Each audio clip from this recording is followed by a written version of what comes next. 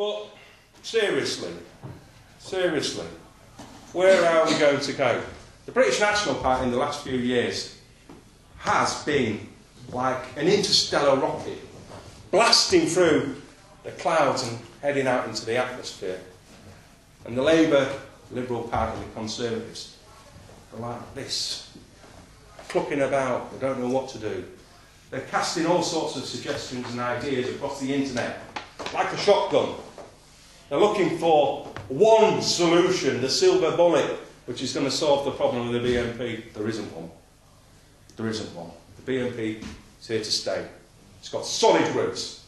It's got solid people in its membership, and it's got a solid leadership under Nick Griffin. And this party is more effective and efficient and businesslike and professional than it's ever been. Ever been. And now we can raise some serious cash to fight some serious campaigns. Serious campaigns. When we got our people elected over in Barking and Dagenham, the local Labour group, if they could have been one person, they'd have been heading to the cardiac care unit because they were absolutely devastated. There was tears on that night.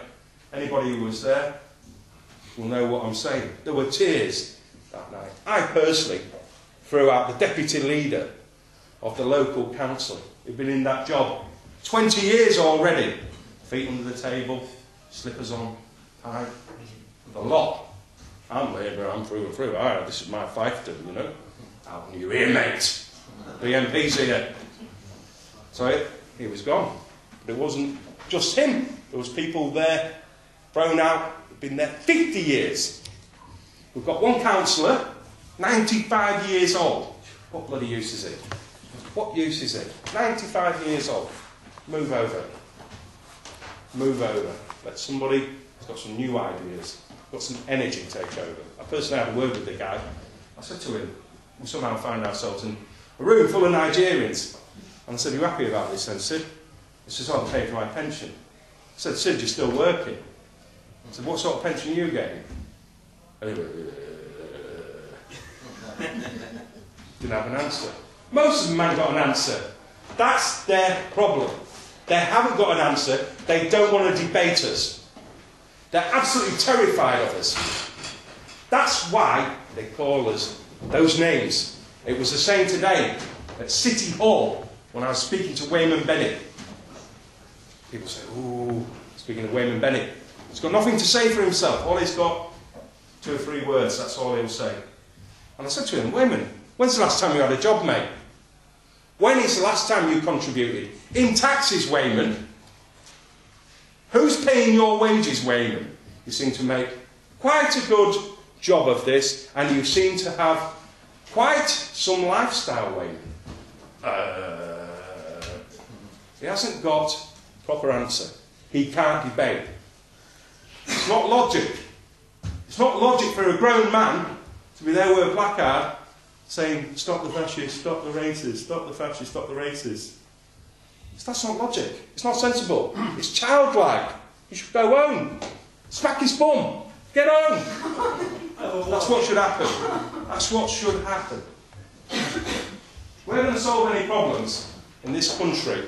It's going to be down to people like us.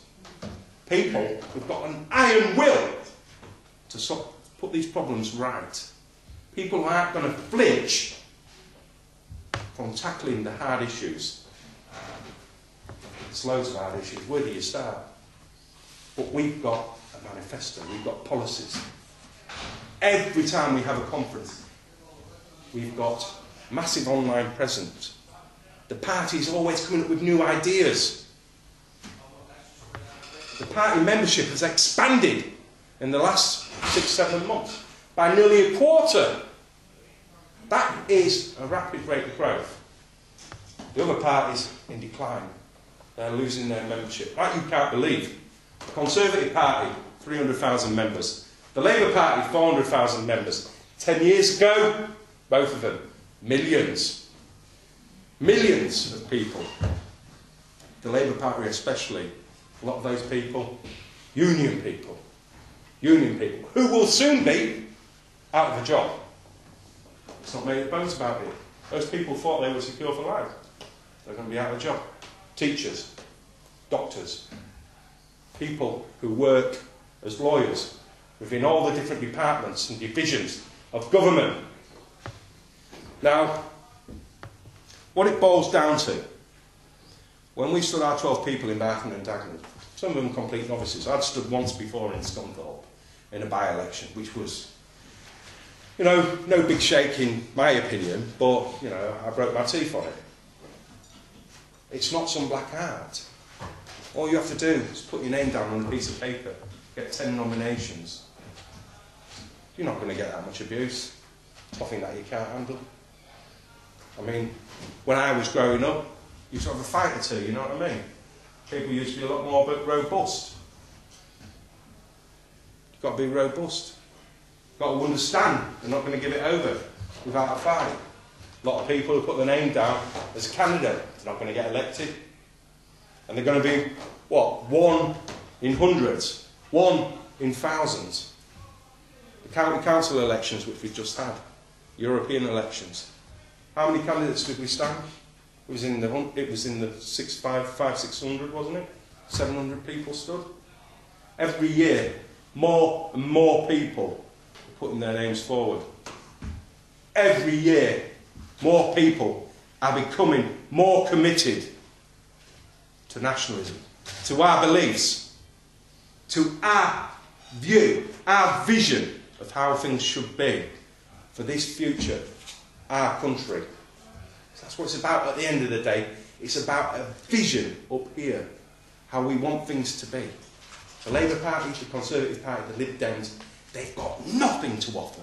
They have got absolutely nothing to offer. It's only us that have got something to offer this country. More open spaces, safety for our children, a job for everybody who wants to work, a room for patriots, a country for patriots, the opportunity to have a roof over your head and your family's head. We are the party that sponsors the family. We are a family-orientated party. The family is at the centre of this party. We do a lot of this for our children. We don't do it for ourselves.